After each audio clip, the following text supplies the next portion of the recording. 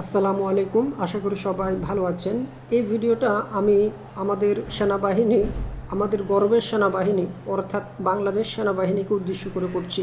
বর্তমান পরিস্থিতি কী পর্যায়ে গিয়েছে সেটা বাংলাদেশ সেনাবাহিনী আমার থেকে হাজার গুণ বেশি জানেন, কিন্তু আমি যেটা জানি, আমি যেটা দেখছি, আমি যেটা পর্যবেক্ষণ করছি সেটা তো ভয়ঙ্কর। তাহলে আপনারা যেটা জানেন সেটা কতটা ভয়ানক, কতটা ভয়ঙ্কর।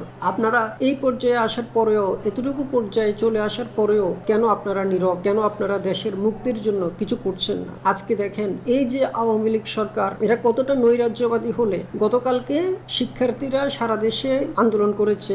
সবচেয়ে বড় জমায়েত হয়েছে ঢাকাতে শহীদ মিনারে। কয়েক লক্ষ শিক্ষার্থী শহীদ মিনারে জড়ো হয়েছিল, কিন্তু কোথাও কোনো একটা অকারেন্স ঘটেছে? কোথাও কোনো কাউকে মেরেছে বা কাউকে কিছু করেছে? কিচ্ছু করেনি। কিন্তু আজকে আওয়ামী লীগ দলীয়ভাবে ঘোষণা দিল কি ছাত্রলীগ, যুবলীগ, আওয়ামী লীগ সবাই মাঠে থাকবে। কেন মাঠে থাকবে? ওদের সঙ্গে মারামারি করার জন্য। ফলে কি হলো? আজকেও বেশ কয়েকটা লাশ ঝরে পড়লো এবং সব জায়গায় সহিংসতা। ছাত্রলীগ যেখানে শিক্ষার্থীদেরকে দেখছে সেখানেই হামলা করছে। অতঃপর কি হচ্ছে? ধাওয়া পাল্টা ধাওয়া এবং অগ্নিসংযোগ।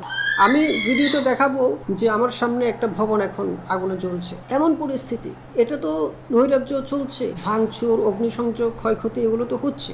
এছাড়াও সাধারণ মানুষের যে কী অবস্থা, সাধারণ অনেক মানুষ যারা অনলাইন ভিত্তিক পেশার সঙ্গে জড়িত, ফ্রিল্যান্সিং বলেন বা ফেসবুক ভিত্তিক ব্যবসা বলেন অথবা ওয়েবসাইট ভিত্তিক ব্যবসা বলেন, সব কিছু তো আজকে অবস্থা খুবই খারাপ। তো এই যে ব্যবসা বা এই যে সেক্টরের সঙ্গে তো কয়েক লক্ষ পরিবার জড়িত, সম্পৃক্ত। প্রায় 10 লক্ষের উপরে মানুষ এই অনলাইনের সঙ্গে সম্পৃক্ত, তাদের জীবন জীবিকা সব কিছু। আর এই স্বৈরাচারী সরকার কি করলো?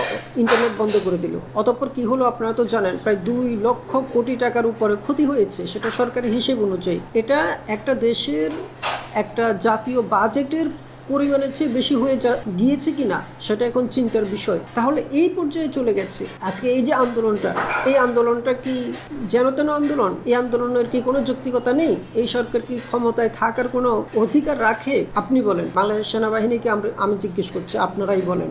এই সরকার গত 3টা টার্ম জনগণকে ভোট দিতে দেয়নি। যারা একেবারে সরকারের চাটুকারি গোলাম, সরকারের সুবিধাভোগী, উচ্ছিষ্ট ভোগী, যারা মার্কা মারা সরকারের লেসপেন্সার, যারা চাটুকার, তারা ব্যতীত সাধারণ আওয়ামী লীগ পর্যন্ত ভোট দিতে পারে না গত 3টা টার্ম। কারণ তারা নিশ্চিত না যে এই আওয়ামী লীগকে নৌকাকে ভোট দিবে নাকি অন্য কাউকে দিয়ে দিবে। আমি নিজে আওয়ামী লীগ করি, আমি নিজে ভোট দিতে পারিনি। আমি যাওয়ার আগে ভোট কেন্দ্রে ভোটগুলো দেওয়া হয়ে যায়, কারণ আমি তো ওই চাটুকার লেসপেন্সার হিসেবে পরিচিত না। যারা একেবারে মার্কা মারা, তারা নিশ্চিত যে আমাদের চাটুকার, এই ভোটটা আমাদের নৌকাতে পড়বে, তারা ব্যতীত কেউ ভোট দিতে পারে না। তাহলে ভোট যেখানে কেড়ে নিয়েছে সেখানে মানুষের অ্যাঙ্গার কোথায় গিয়েছে চিন্তা করতে পারেন।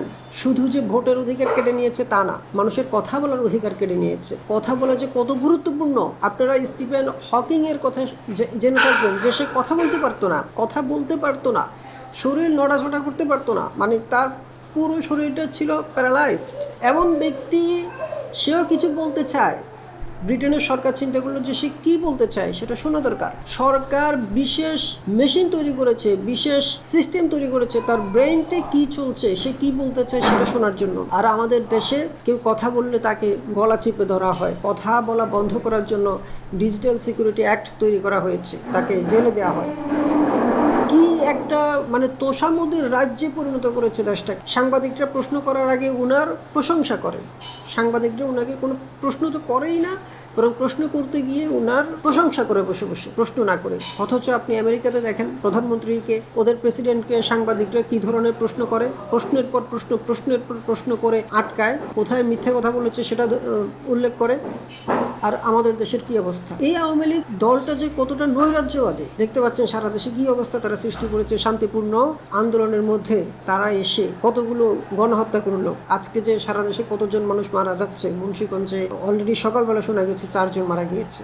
আমরা কিছু ভিডিও দেখেছি, ইতিমধ্যে ফেসবুক বন্ধ করে দিয়েছে। ইন্টারনেট হচ্ছে মানুষের এখন জাতিসংঘ স্বীকৃত একটা অধিকার। সে অধিকারকে এই স্বৈরাচারী সরকার কেড়ে নিয়েছে। এই সরকারের তো কোনো ক্রেডিবিলিটি নাই, এই সরকারের তো কোনো জনসমর্থন নাই। এখন একটা সুষ্ঠু নির্বাচন হলে প্রায় 90% ভোট এই সরকার পাবে না, 10% ভোটে এরা পেতে কষ্ট হবে। তাহলে আমি সেনাবাহিনীকে বলি, সেনাবাহিনী অলরেডি অনেক বিতর্কের সম্মুখীন হয়েছে। তারপরে বলবো, এখন পর্যন্ত সেনাবাহিনীর কথা শুনলে আমাদের চোখে পানি চলে আসে, আমরা সেনাবাহিনীকে এত ভালোবাসি। এর বেশি আপনারা সেনাবাহিনীর আর মানিজ্য ডুবাবেন না প্লিজ। আপনারা কিছু একটা করুন, আপনার দেশকে রক্ষা করুন। এই দেশ গৃহযুদ্ধের দিকে চলে যাবে, এই দেশকে শেখ হাসিনা বাশার আল আসাদের মতো করে ফেলবে। সেটা আমি অনেক আওয়ামী লীগের মুখে শুনেছি। তারা বলেছে আওয়ামী লীগের এই যে যারা লেসপন্সার, সুবিধাভোগী, উচ্ছিষ্টভোগী, এরা বলেছে যে প্রয়োজনে সিরিয়ার মতো করবে, তারপরও সে ক্ষমতা ছাড়বে না। আপনাদের যদি সেনাবাহিনীর যদি একটা কার্যকর একটা মহৎ উদ্যোগ যদি আপনারা না নেন, তাহলে এদেশের জনগণের অবস্থা খারাপ হয়ে যাবে। আর এমন মুহূর্তে জনগণ কিন্তু আপনাদের কাছ থেকে কিছু একটা আশা করছে, এই আশায় আপনারা ভঙ্গ করবেন না প্লিজ। আমি জানি সেনাবাহিনীর প্রধানকে এই স্বৈরাচারী শেখ হাসিনাকে নিয়োগ দিয়েছে এবং উনি শেখ হাসিনার আত্মীয়, কিন্তু তাতে কি হয়েছে? আপনি তো সংবিধান মেনে মানতে বাধ্য, আপনি তো কোনো আত্মীয়কে বা কাউকে মানতে বাধ্য না। জেনারেল মইনু আহমেদকে কিন্তু খালেদা জিয়া কি করেছিল?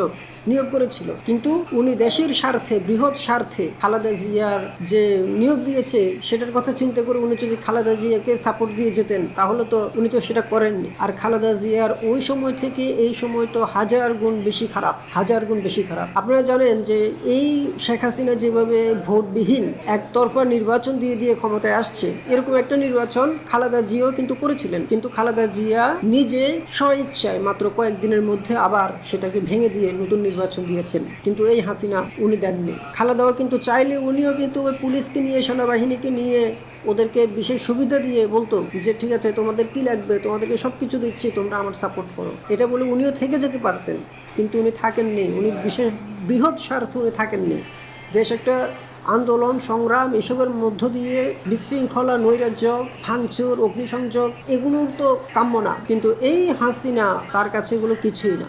সে নিজে ক্ষমতায় বসে থাকবে, বাট দেশ কোথায় যাচ্ছে, মানুষের কী অবস্থা, মানে তার কোনো চিন্তাই নেই। আপনি যদি এখন কিছু একটা করেন, বাংলাদেশ সেনাবাহিনী যদি এখন কোনো একটা উদ্যোগ নেয়, সেটা তো জনগণের স্বার্থে নেওয়া হবে। আর বাংলাদেশ সেনাবাহিনীর চাওয়াও তো সেটাই, যে দেশ ও জনগণের জন্য তারা কাজ করে, তারা তো কোনো নির্দিষ্ট দলের জন্য কাজ করে না। তাহলে আপনারা স্বার্থের জন্য কিছু, যারা বড় বড় জেনারেল আছেন, তাদেরকে হয়তো শেখ হাসিনা অনেক সুযোগ সুবিধা দিচ্ছে, তাই বলে আপনারা জাতির যে এত আপনাদের উপর একটা আশা, প্রত্যাশা, চাওয়া, একটা কামনা, যেটার দিকে চেয়ে আছে, সেটাকে আপনারা কি একটু মূল্যায়ন করবেন না? প্লিজ কিছু একটা করেন।